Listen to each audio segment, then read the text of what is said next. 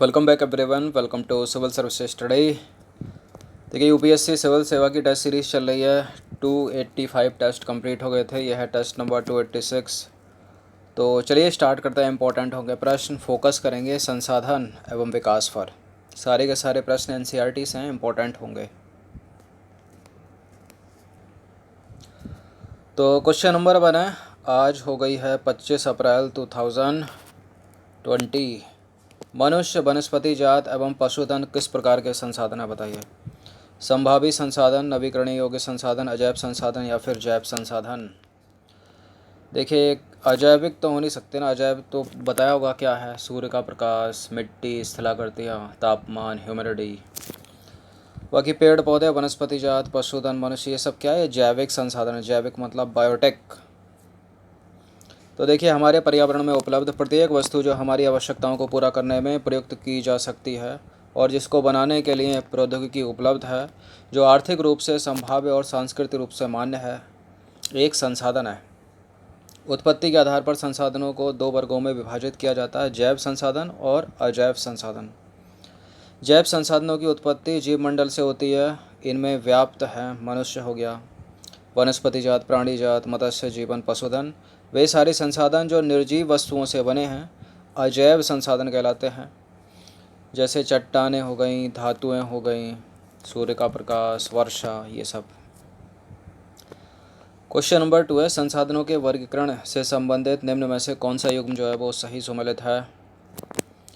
समाप्यता के आधार पर नवीकरणीय योग्य और अनवीकरणीय योग्य संसाधन होते हैं। स्वामित्व के आधार पर राष्ट्रीय और अंतर्राष्ट्रीय हो गए। विकास के आधार पर संभावी संसाधन और विकसित संसाधन। उत्पत्ति के आधार पर जैव संसाधन और अजैव संसाधन। देखिए उत्पत्ति के आधार पर जैव और अजैव संसाधन, ये तो करेक्ट है।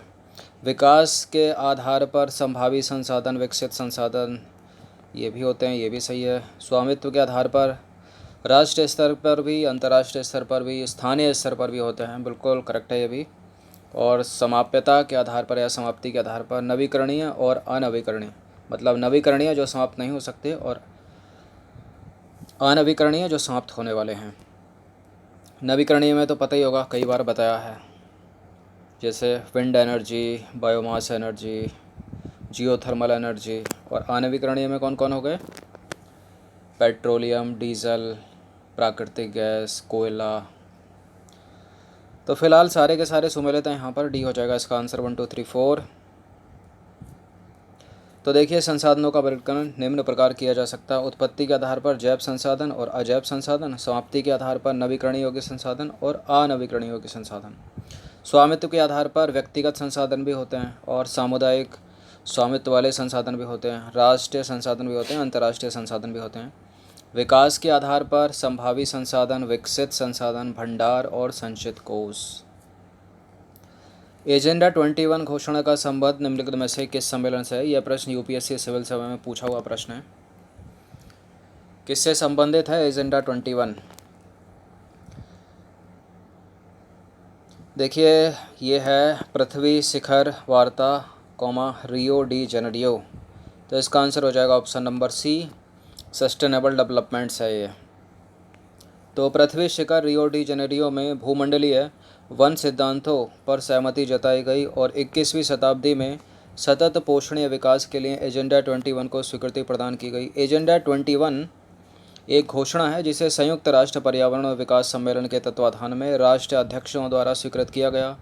इसका उद्देश्य भूमंडलीय सतत पोषणीय विकास हासिल करना है और यह एक कार्यसूची है जिसका उद्देश्य समान हितों, पारस्परिक आवश्यकताओं एवं सम्मिलित जिम्मेदारियों के अनुसार विश्व सहयोग के द्वारा पर्यावरणीय क्षति, गरीबी और रोगों का निपटान है।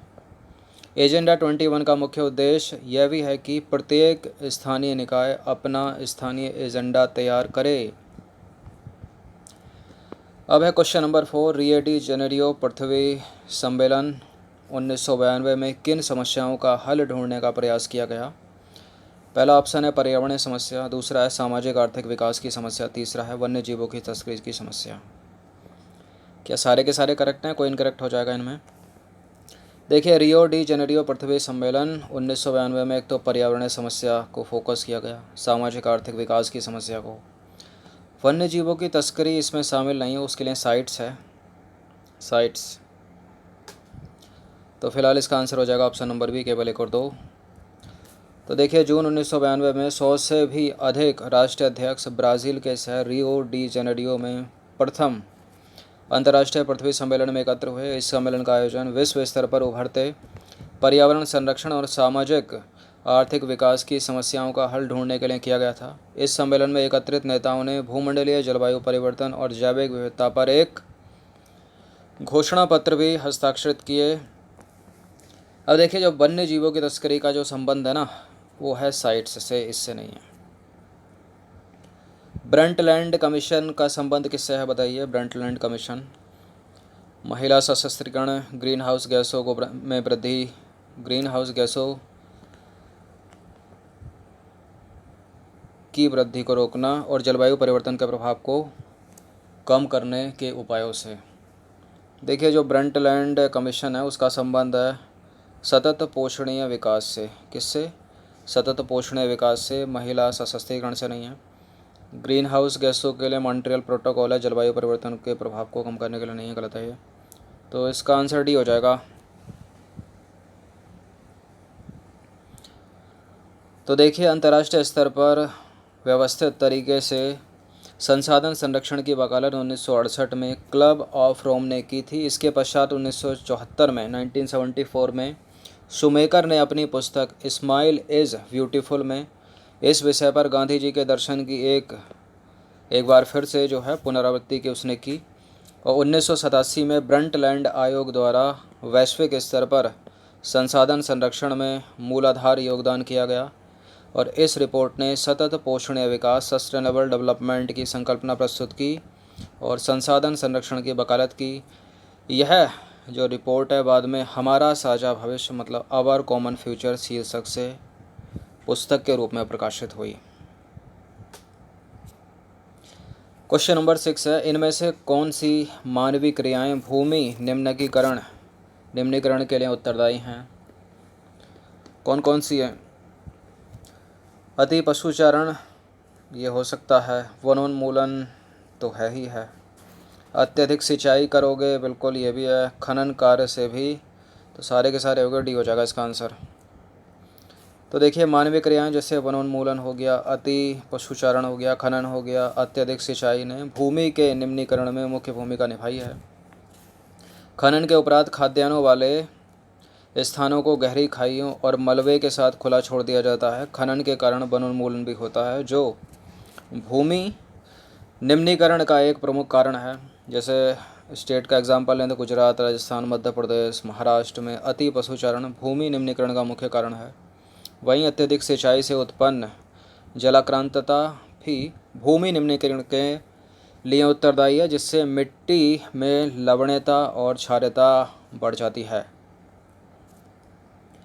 अब देखिए खनिज प्रक्रियाएं जैसे सीमेंट उद्योग में चूना पत्थर को पीसना और मृदावर्तन उद्योग में चूने तथा सेल खड़ी के प्रयोग से बहुत अधिक धूल की परत मिट्टी पर जम जाती है, जो मिट्टी की जल सोखने की प्रक्रिया को अवरुद्ध कर देती है। क्वेश्चन नंबर 7 है, निम्नलिखित कथनों में से कौन सा जो है वो सत्य है? दो स्टेटमेंट है यहाँ पर बताना है। देखिए जलोढ़ मिट्टी जो होती है एलुवियल सॉइल से निर्मित भारत का उत्तरी मैदान केवल सिंधु और गंगा नदियों के द्वारा लाए गए निक्षेपों से बना है। पूर्वी तटीय मैदान विशेषकर महानदी, गोदावरी, कृष्णा और कावेरी नदियों के डेल्टा भी जलोढ़ मिट्टी से ही बने हैं। देखिए एलुवियल सॉइल भारत में सबसे अधिक मात्रा पर पाई जाती है ये। तो दूसरा स्टेटमेंट तो करेक्ट है यहाँ पर कि पूर्वी तटीय मैदान हो गए विशेषकर महानदी, गोदावरी, कृष्णा, कावेरी नदियों के डेल्टाई क्षेत्र जो हैं वो जलोढ़ मिट्टी के बने हैं। लेकिन जो उत्तर का मैदान है वो तो 3 नदी तंत्र है ना, उसमें ऐसा थोड़ी है केवल सिंधु और गंगा है। ब्रह्मपुत्र कहाँ जाएगी? तो गंगा नदी तंत्र, सिंधु नदी तंत्र और ब्रह्मपुत्र नदी तंत्र के द्वारा लाए गए निक्षेपों से बना है ये। केवल की वजह से गलत हो गया ये वाला स्टेटमेंट। तो केवल 2 करेक्ट है यहाँ पर। तो भारत का संपूर्ण उत्तरी मैदान जलोढ़ मिट्टी से बना है। ये जो मृदाएँ हैं हिमालय के 3 महत्वपूर्ण नदी तंत्रों सिंधु नदी तंत्र, गंगा नदी तंत्र और ब्रह्मपुत्र नदी तंत्रों के द्वारा लाए गए निक्षेपों से बने हैं, न कि केवल गंगा और ब्रह्मपुत्र या फिर सिंधु और गंगा। पूर्वी तटीय मैदान की बात करें तो विशेषकर महानदी, गोदावरी, कृष्णा और कावेरी नदियों के डेल्टा भी जलोढ़ मृदा से ही बने हैं। अब है क्वेश्चन नंबर 8। भारतीय उपमहाद्वीप में अनेक प्रकार की मिट्टियाँ विकसित हुई हैं, इसके प्रमुख कारण क्या हैं? उच्चवाच, संस्तर शैल, वनस्पति, भू आकृतियाँ, और पांचवा ऑप्शन है समय। क्या समय है? देखिए उच्चवाच तो है ही है, भू आकृतियाँ भी हैं, संस्तर शैल हैं क्या, ये भी हैं। तो 1 2 4 है ऑप्शन में, लेकिन यहाँ वनस्पति भी है और समय भी महत्वपूर्ण भूमिका निभाता है। तो इसका आंसर क्या हो जाएगा? 1 2 3 4 डी। तो देखिए मृदा सबसे महत्वपूर्ण नवीकरणीय योग्य प्राकृतिक संसाधन है।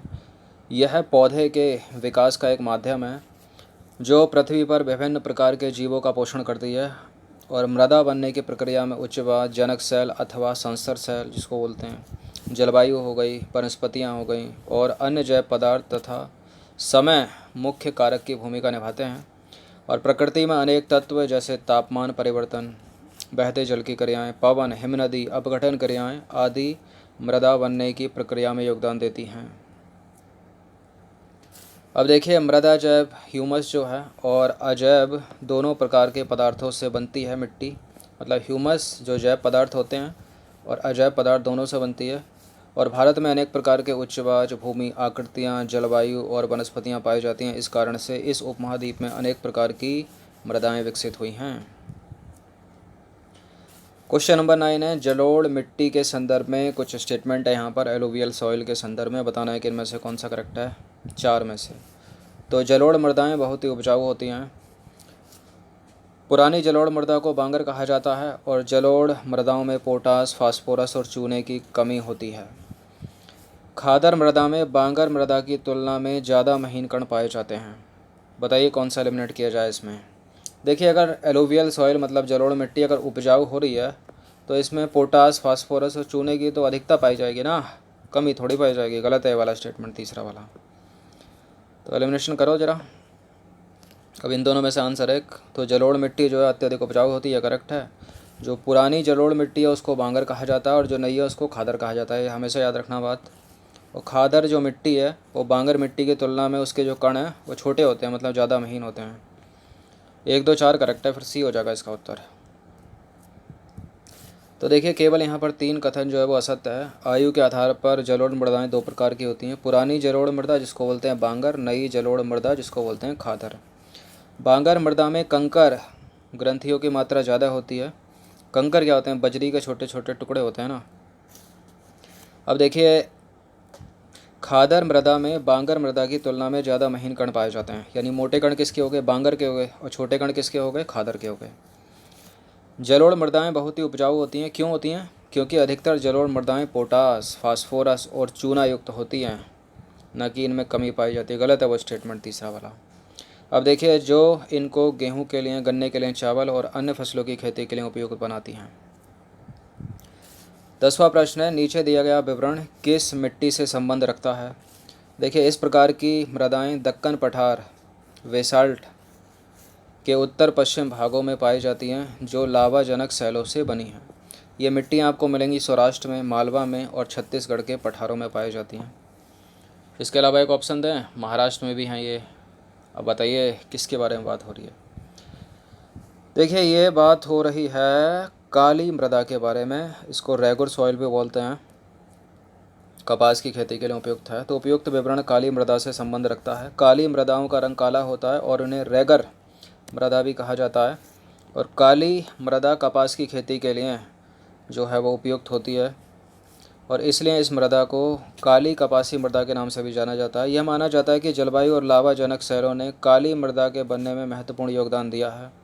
इस प्रकार की मृदाएं जो हैं वो दक्कन के पठार, वेसाल्ट क्षेत्र के उत्तर पश्चिम भागों में पाई जाती हैं जो कि लावाजनक शैलों से बनी हैं। ये मृदाएं महाराष्ट्र में, सौराष्ट्र में, मालवा, मध्य प्रदेश और छत्तीसगढ़ के पठारों में पाई जाती हैं और दक्षिण पूर्व दिशा में गोदावरी तथा कृष्णा नदी डेल्टाओं तक फैली हैं।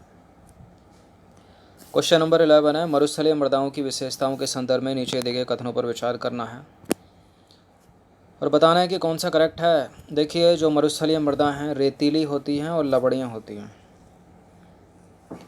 बिल्कुल, रेत तो होता ही है मरुस्थल में, लवणीय भी होगी। इन मृदाओं में ह्यूमस और नमी की कम मात्रा होती है। लवणीय होगी तो ह्यूमस मतलब जैव पदार्थ तो कम होंगे, नमी भी कम होगी, पानी तो वैसे ही नहीं रहेगा ना, इतनी गर्मी पड़ती है वहाँ पर। मरुस्थलीय मृदाओं का रंग लाल और भूरा होता है। इनमें जल वाष्पन की दर अधिक है। बिल्कुल अधिक है, वाष्पीकृत कर देती हैं जलीय मिट्टी, मतलब पानी है ही नहीं इनमें, नमी। तो सारे के सारे तो करेक्ट होगा, डी होगा इसका आंसर फिर। तो देखिए, उपरोक्त सभी कथन सत्य हैं। मरुस्थलीय मृदाओं का रंग लाल और भूरा होता है। ये मृदाएं आमतौर पर रेतीली और लवणीय होती हैं। कुछ क्षेत्रों में नमक की मात्रा इन मिट्टी में इतनी अधिक होती है कि यहाँ की झीलों से जल वाष्पीकृत करके खाने का नमक भी बनाया जाता है। और शुष्क जलवायु और उच्च तापमान के कारण जल वाष्पन की दर अधिक होती है इन मिट्टियों में, और मृदाओं में ह्यूमस और नमी की मात्रा कम होती है। इन मिट्टियों में जल वाष्पन की दर अधिक है, ह्यूमस कम है और नमी भी कम है। मृदा की सतह के नीचे कैल्शियम की मात्रा बढ़ती चली जाती है और नीचे की परतों में चूने के कंकर की सतह पाई जाती है, जिसके कारण मृदा में जल अंतःस्यंदन अवरुद्ध हो जाता है। इनफिल्ट्रेशन जो है वो अवरुद्ध हो जाता है, रुक जाता है। 13 प्रश्न इसमें ऐड किए गए हैं इस पूरे टेस्ट में। ये सेकंड लास्ट प्रश्न है। लैटेराइट मृदा के संबंध में कौन सा जो है वो गलत है। चार स्टेटमेंट है यहाँ पर, 3 होंगे करेक्ट, 1 होगा इनकरेक्ट, उसी को ढूंढना है। तो जो लैटेराइट मिट्टी होती है, मृदा होती है, उच्च तापमान और अत्यधिक वर्षा वाले क्षेत्रों में विकसित होती है, और इस मृदा में ह्यूमस की मात्रा अत्यधिक पाई जाती है, और इस प्रकार की मृदा में अत्यधिक मात्रा में खाद और रासायनिक उर्वरक डालकर ही खेती की जा सकती है, और लाल लैटेराइट मृदाएं काजू की फसल के लिए उपयुक्त होती हैं। देखिए, लैटेराइट मिट्टी के संदर्भ में यूपीएससी सिविल सेवा 2014 में प्रश्न कर चुकी है, याद रखिएगा, 3 स्टेटमेंट बनाकर वो भी। उसमें एक तीसरा स्टेटमेंट ये था कि ये काजू की खेती के लिए उपयुक्त होती है, जो कि सही है, और ये मिट्टी जो है उच्च तापमान और अत्यधिक वर्षा वाले क्षेत्रों में विकसित होती हैं, ये भी करेक्ट है। चूँकि अत्यधिक वर्षा वाले क्षेत्रों में विकसित होती हैं तो ह्यूमस तो सारा निकल जाएगा, इसमें ह्यूमस कहाँ से रहेगा, गलत है वाला स्टेटमेंट्स। तो आंसर हमारा फिलहाल यहाँ पर बी है। सी पढ़ लेते हैं। इस प्रकार की मृदा में अत्यधिक मात्रा में खाद और रासायनिक उर्वरक डालकर ही खेती की जा सकती है, जैसे चूना पत्थर इत्यादि। तो करेक्ट करेक्ट करेक्ट इनकरेक्ट, क्योंकि ह्यूमस की मात्रा अत्यधिक उच्च नहीं होती, कम होती है। तो देखिए, कथन 2 यहाँ पर गलत है। लैटेराइट मृदा में ह्यूमस की मात्रा कम पाई जाती है, क्योंकि अत्यधिक तापमान के कारण जैविक पदार्थों को अपघटित करने वाले जो बैक्टीरिया वही नष्ट हो जाते हैं, और ये मृदाएं मुख्य तौर पर कर्नाटक, केरल, तमिलनाडु, मध्य प्रदेश और ओडिशा तथा असम के पहाड़ी क्षेत्रों में पाई जाती हैं। मृदा संरक्षण की उचित तकनीक अपनाकर इन मृदाओं पर कर्नाटक, केरल और तमिलनाडु में चाय और कॉफ़ी उगाई जाती है। तमिलनाडु हो गया, आंध्र प्रदेश हो गया और केरल की लाल लैटेराइट मृदाएं काजू की फसल के लिए अधिक उपयुक्त हैं। अंतिम प्रश्न की तरफ बढ़ते हैं और फोकस करते हैं। लाल और पीली मृदा के संबंध में निम्न कथनों पर विचार करते हैं और बताते हैं, देखते हैं कौन सा करेक्ट होगा। लाल और पीली मिट्टी की बात हो रही है। तो ये मृदाएं दक्कन के पठार के पश्चिम में रवेदार आग्नेय चट्टानों पर अत्यधिक वर्षा वाले क्षेत्रों में विकसित हुई हैं। इन मृदाओं का लाल रंग जीवाश्म की अत्यधिक मात्रा में उपस्थित होने के कारण हुआ, मतलब जीवाश्म अत्यधिक है, फॉसिल अधिक है, जैव पदार्थ अधिक है, इसलिए जो है लाल रंग की दिखाई देगी। गलत है, जीवाश्म तो बहुत कम मात्रा में पाया जाता है इसमें। और दक्कन के पठार के पश्चिम में नहीं पाई जाती है, पूरब में पाई जाती हैं और दक्षिण पूर्व में, और अत्यधिक वर्षा वाले क्षेत्रों में नहीं, कम वर्षा वाले क्षेत्रों में होती है। अत्यधिक वर्षा वाले क्षेत्रों में होती तो लाल पीले रंग की थोड़ी होती। गलत है वाला स्टेटमेंट, दोनों गलत हैं, तो डी हो जाएगा इसका।